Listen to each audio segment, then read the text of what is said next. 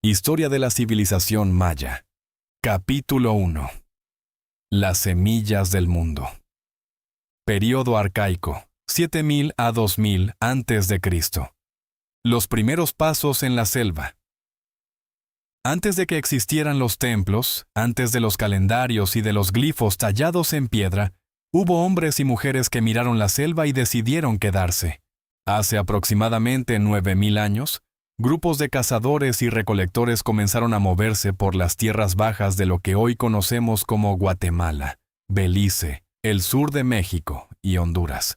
No eran mayas todavía, no en el sentido que entendemos hoy, pero llevaban en su ADN la posibilidad de convertirse en algo grandioso. La tierra que los forjó. La península de Yucatán y las tierras altas de Guatemala ofrecían un paisaje dual. La selva tropical densa y húmeda en el norte se transformaba en valles fértiles y montañas volcánicas hacia el sur. Esta geografía no fue un obstáculo, fue un maestro. Obligó a los primeros habitantes a desarrollar una observación minuciosa del entorno. Aprendieron los ciclos de la lluvia, los patrones de las estrellas, los ritmos de los animales. Hacia el año 2000 a.C., algo fundamental había cambiado. Las comunidades ya no solo recolectaban, cultivaban. El maíz, que los mayas llamarían Ixim, comenzó su relación sagrada con este pueblo. No era simplemente un alimento, era el origen del hombre mismo. El Popol Vuh, el libro sagrado de los Quiché, diría siglos después que los dioses moldearon a los seres humanos con masa de maíz, después de fallar con el barro y la madera. El maíz como cosmos. Esta visión no era metáfora vacía. El maíz estructuró la vida maya en todos sus niveles. Determinó el calendario agrícola, motivó los rituales de lluvia, organizó la jerarquía social. Las comunidades que aprendieron a cultivarlo con mayor eficiencia acumularon excedentes. Los excedentes alimentaron a artesanos, sacerdotes y, eventualmente, reyes. En ese grano dorado estaba encriptado el futuro de una civilización. Hacia el año 1800 a.C., en las costas del Pacífico guatemalteco, en un sitio hoy llamado Mocaya, ya existían aldeas permanentes con cerámica elaborada y evidencia de jerarquía social. El mundo maya preclásico estaba naciendo, lento y seguro, como la milpa que crece bajo la lluvia de junio. Capítulo 2. Las primeras ciudades. Período preclásico temprano. 2000 a 1000 a.C. Cuando la piedra comenzó a hablar. Una aldea se convierte en ciudad cuando alguien decide que ciertos edificios deben durar más que una vida humana. Los mayas tomaron esa decisión hace 3000 años. El período preclásico marca el tránsito de las pequeñas aldeas agrícolas hacia las primeras concentraciones urbanas. No fue una transición abrupta. Tomó siglos de acumulación silenciosa de conocimiento, de pruebas fallidas y soluciones ingeniosas, de alianzas matrimoniales y guerras olvidadas. Nagbe y la primera arquitectura monumental. En las tierras bajas del norte de Guatemala, en el corazón de lo que hoy es la región del Petén, surgió Nagbe. Alrededor del año 1000 a.C., sus habitantes comenzaron a construir estructuras de mampostería de proporciones extraordinarias para su época. Las plataformas alcanzaban los 11 metros de altura. Las calzadas, los llamados sacbé, caminos blancos, conectaban grupos de edificios. ¿Qué impulsaba esta monumentalidad? Parte de la respuesta está en el poder político. Los líderes emergentes encontraron en la arquitectura una forma de materializar su autoridad. Un templo imponente decía, sin palabras: aquí hay alguien con el poder de organizar miles de jornadas de trabajo humano. Aquí hay un intermediario entre los hombres y los dioses. El comercio que tejió redes. Simultáneamente, las comunidades mayas comenzaron a tejer redes comerciales que abarcaban cientos de kilómetros. La obsidiana de los volcanes de Guatemala llegaba a las costas. El jade de las montañas del Motagua viajaba hacia el norte. El cacao de las tierras bajas del Pacífico se convertía en moneda y ritual. Este intercambio no era solo económico, era cultural. Las ideas, las técnicas constructivas, los símbolos religiosos viajaban junto con las mercancías. Para el año 600 a.C., el mapa de las tierras mayas estaba salpicado de centros ceremoniales en crecimiento. El mundo que produciría a Tikal, Palenque y Chichén Itzá estaba siendo preparado con paciencia geológica. Capítulo 3. El despertar de los gigantes. Período preclásico tardío. 400 a.C. a 250 después de Cristo. El mirador y el origen de la realeza. Hubo una ciudad antes de Tikal que fue más grande que cualquier capital europea medieval. Se llamaba El Mirador, y su grandeza fue tan extrema que parecía imposible de sostener. Entre el 300 a.C. y el 150 después de Cristo, El Mirador, ubicada en el norte del Petén guatemalteco, se convirtió en la ciudad más grande del mundo maya preclásico. La pirámide de la Danta, su estructura más colosal, tenía un volumen de 2,8 millones de metros cúbicos, mayor que la Gran Pirámide de Giza si se mide por volumen total, incluyendo su plataforma natural. El invento de la realeza divina. Pero el mirador no fue solo una hazaña arquitectónica. Fue el laboratorio donde se codificaron las instituciones que definirían a los mayas clásicos. La más crucial fue la realeza divina.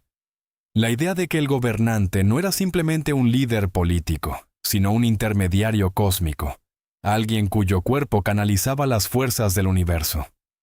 Los primeros reyes mayas aparecen en el registro arqueológico de este periodo. Se los reconoce por sus tocados elaborados, por el jade incrustado en sus dientes, por las ofrendas extraordinarias en sus tumbas. Pero quizás la señal más definitoria es la presencia de la escritura glífica. Los primeros textos mayas, inscritos en monumentos de piedra llamados estelas, comienzan a registrar nombres de gobernantes, fechas de entronización, victorias militares, el colapso que nadie vio venir. Y entonces el mirador cayó.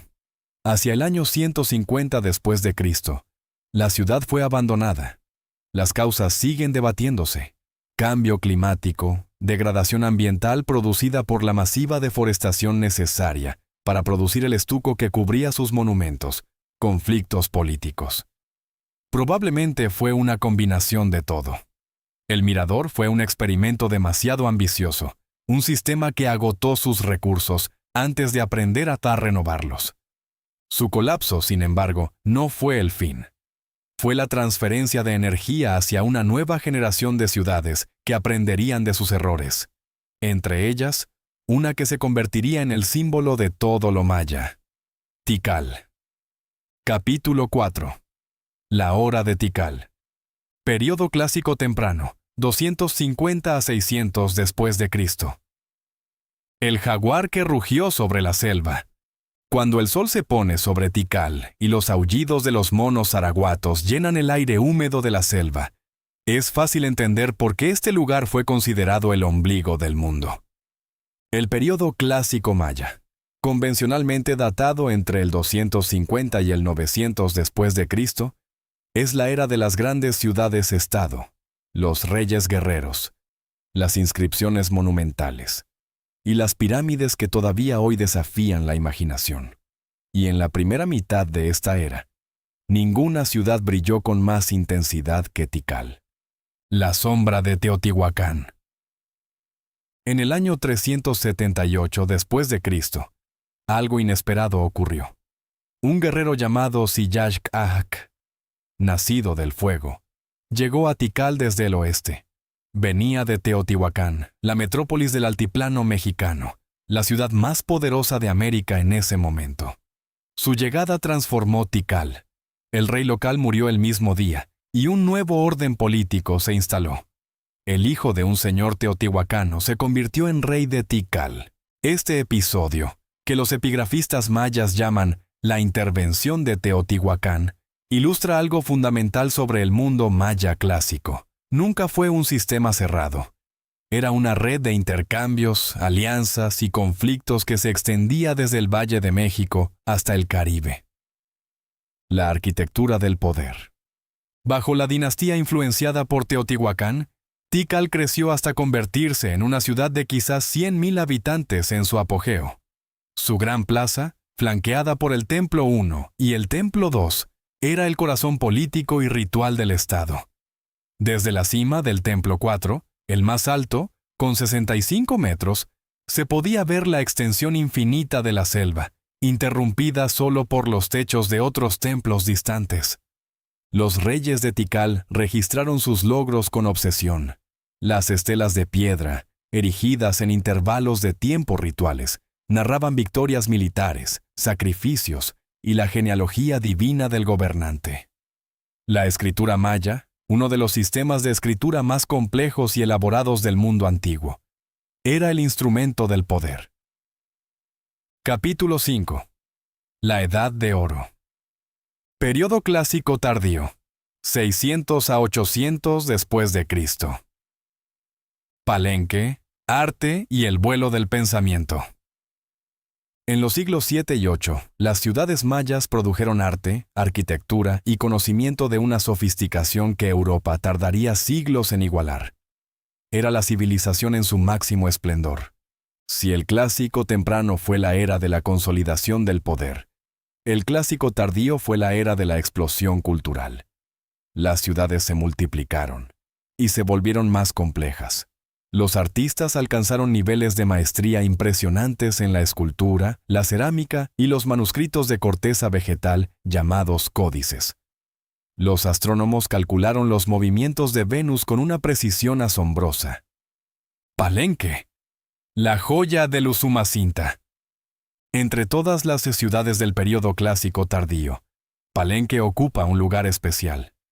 Enclavada en las laderas de la Sierra del Norte de Chiapas, donde la selva se precipita hacia las llanuras de Tabasco, Palenque fue la ciudad del rey Kinich Yanaab Pakal, conocido como Pakal el Grande, quien gobernó durante 68 años, del 615 al 683 después de Cristo.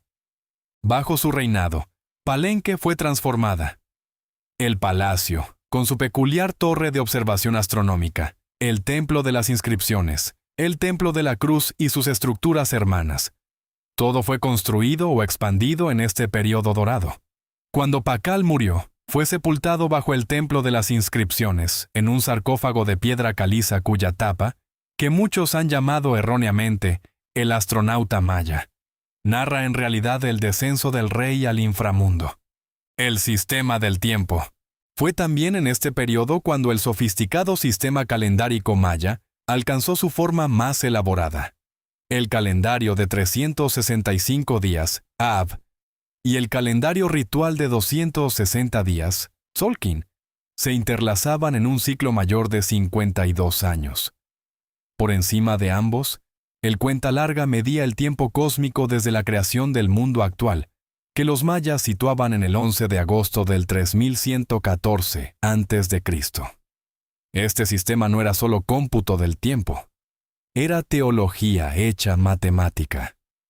Capítulo 6. Las guerras sin fin. Período clásico tardío, 700 a 900 después de Cristo. Calakmul contra Tikal. La gran rivalidad.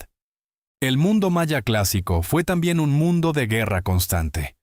No la guerra industrial de la modernidad, sino una guerra ritual, dinástica, íntimamente conectada con el sacrificio y el cosmos. Durante siglos, el mapa político de las tierras bajas mayas estuvo dominado por una rivalidad épica, Tikal contra Calakmul. Las dos superpotencias del mundo maya se disputaron la hegemonía regional durante generaciones, tejiendo alianzas con ciudades menores, combatiéndose directamente y a través de intermediarios, capturando a los reyes enemigos para sacrificarlos en ceremonias que legitimaban el poder del vencedor. La serpiente cabeza de guerra. Calakmul, llamada Caán, la ciudad de la serpiente, organizó lo que los epigrafistas llaman la hegemonía Caán. Una red de ciudades-estado aliadas que rodearon y presionaron a Tikal desde múltiples flancos. En el año 562 después de Cristo, la coalición liderada por Calakmul logró su mayor victoria. Derrotó a Tikal en batalla, capturó a su rey Wak Chan Kawil y lo sacrificó. Tikal entró en un período oscuro de más de 100 años. Pero Tikal regresó. Bajo el rey Siyaj Chankawil II y luego bajo el formidable Yasau Chankawil I, Tikal contraatacó. En el año 695 después de Cristo, Yasau Chankawil derrotó y capturó al propio rey de Calakmul. El Templo 1 de Tikal, el Templo del Gran Jaguar, fue construido para celebrar esta victoria. La guerra como ritual cósmico. La guerra maya no era solo geopolítica, era cosmología en acción. Los reyes luchaban porque era su deber cósmico mantener el universo en movimiento. Los prisioneros capturados eran ofrendas a los dioses. El sacrificio humano, especialmente el de la sangre real, era el combustible que mantenía el sol en su curso. Esta visión del mundo convertía cada batalla en un ritual, y cada ritual en una batalla. Las ciudades menores navegaban entre las dos potencias con la habilidad de diplomáticos consumados, cambiando de alianza según las mareas del poder, sobreviviendo en los intersticios de la gran rivalidad. Capítulo 7. El Gran Colapso. Período Clásico Terminal. 800 a 950 después de Cristo. El misterio del silencio en las ciudades. Hubo un momento en que alguien colocó la última piedra en un templo maya de las tierras bajas, y después de eso, no se colocó ninguna más. ¿Qué ocurrió? Entre los años 800 y 950 después de Cristo, las grandes ciudades del período clásico colapsaron de manera sucesiva. No fue un colapso instantáneo ni simultáneo. Tardó entre 50 y 150 años dependiendo de la ciudad, pero el resultado fue el mismo.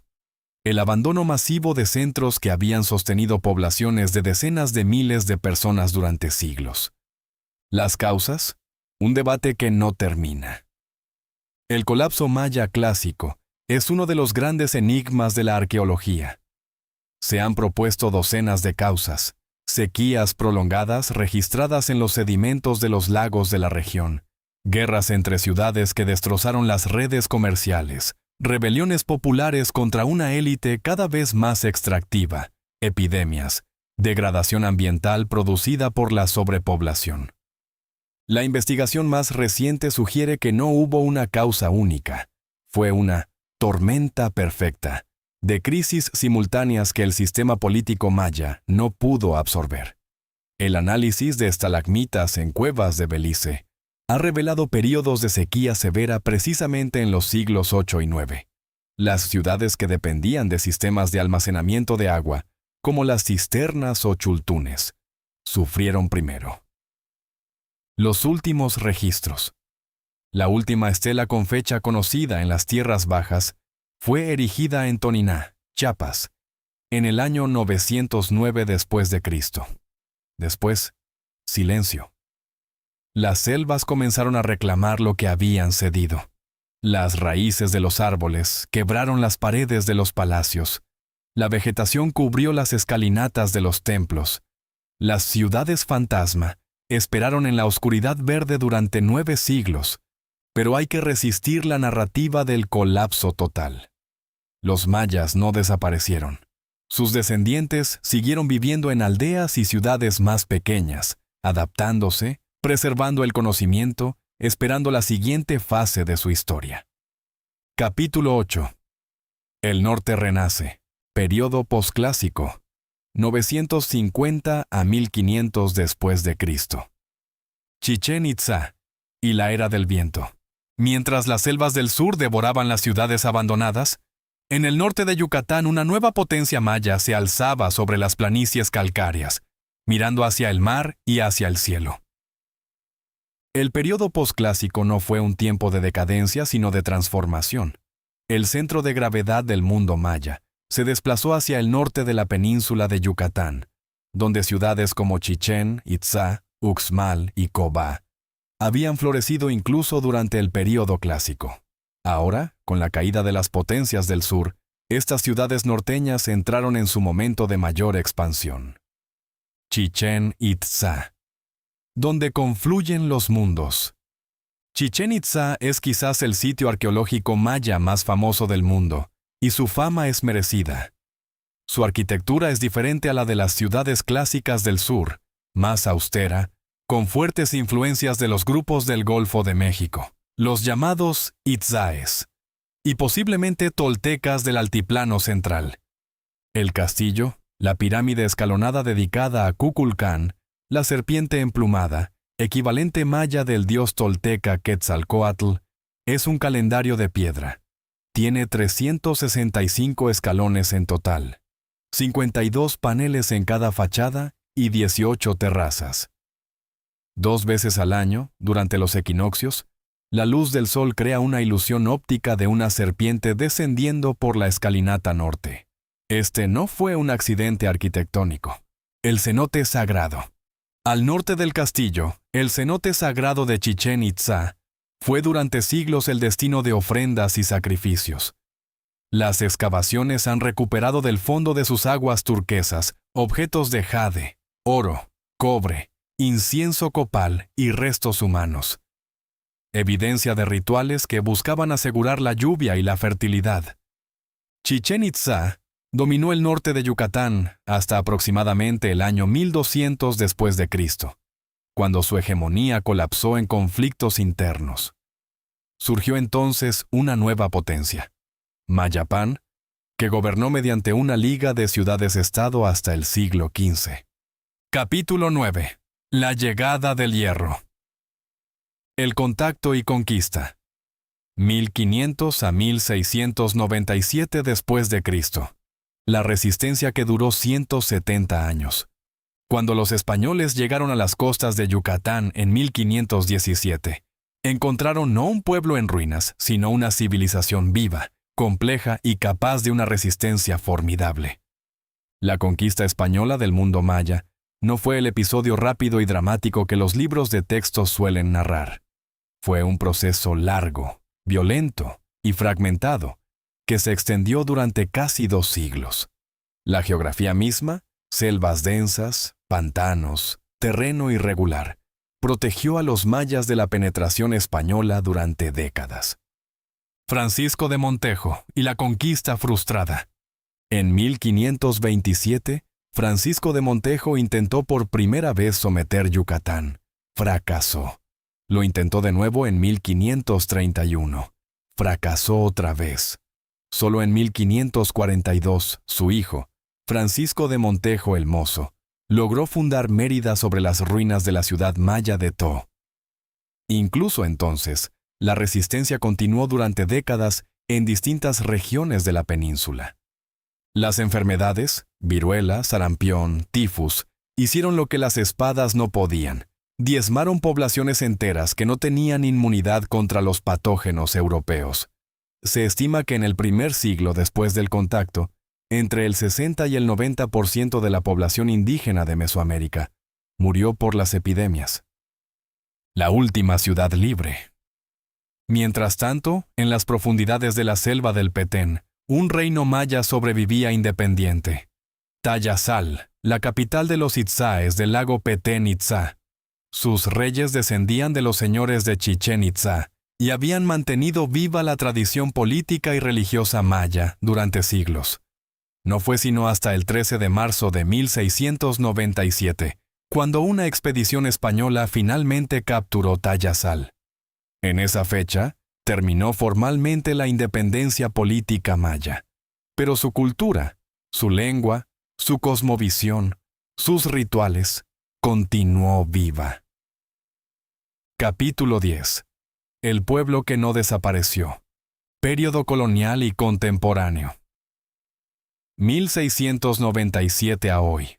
Los mayas del siglo XXI. Hay una mentira que el siglo XIX propagó con entusiasmo, que los mayas habían desaparecido. Era mentira entonces, y lo sigue siendo hoy. Hay aproximadamente 7 millones de mayas vivos en el mundo.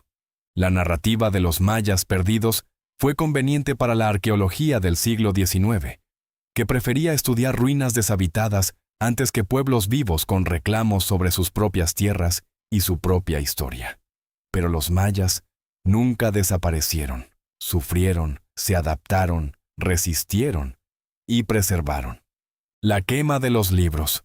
Uno de los crímenes más devastadores de la conquista fue la destrucción de los códices mayas. En 1562, el obispo Diego de Landa ordenó quemar en Maní, Yucatán, todos los libros mayas que pudo encontrar. Los usaban para sus supersticiones y embustes del demonio, escribió. Solo sobrevivieron 4 códices: el de Dresde, el de Madrid, el de París y el Grolier. Ironía de la historia, el propio Landa, en su relación de las cosas de Yucatán, preservó información fundamental sobre la escritura maya que siglos después ayudaría a descifrarla. El renacimiento del desciframiento. Durante el siglo XX, un trabajo de generaciones de lingüistas, arqueólogos y epigrafistas logró descifrar la escritura jeroglífica maya. El trabajo del soviético Yuri Knorosov en los años 1950 demostró que el sistema era logosilábico, una combinación de signos que representaban sílabas y signos que representaban palabras completas. La colaboración de investigadores de todo el mundo, incluidos muchos mayas contemporáneos, completó el desciframiento en las décadas siguientes. Los mayas hoy. Hoy, los pueblos mayas, yucatecos, tzotziles, tzeltales, quiche, cachiqueles, quechi y decenas más, viven en México, Guatemala, Belice, Honduras y El Salvador. Muchos hablan sus lenguas originales. Sus comunidades luchan por el reconocimiento de sus derechos, por la protección de sus tierras, por el respeto a su cosmovisión. El año 2012, que el mundo occidental convirtió en profecía apocalíptica maya, fue celebrado por las comunidades mayas reales como el inicio de un nuevo ciclo, un Bactún, de renovación y esperanza. La historia de los mayas no es un relato del pasado.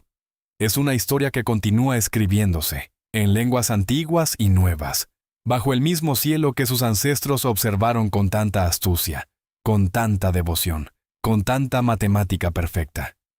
Si quieres aprender sobre esta y otras interesantes historias, suscríbete y comparte este video. Muchas gracias.